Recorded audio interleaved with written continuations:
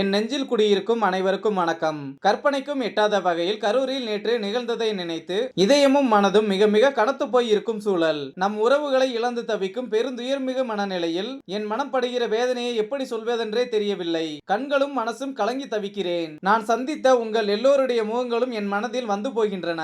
பாசமும் நேசமும் காட்டும் என் உறவுகளை நினைக்க நினைக்க அது என் இதயத்தை மேலும் மேலும் அதன் இடத்திலிருந்தே நழுவச் செய்கிறது.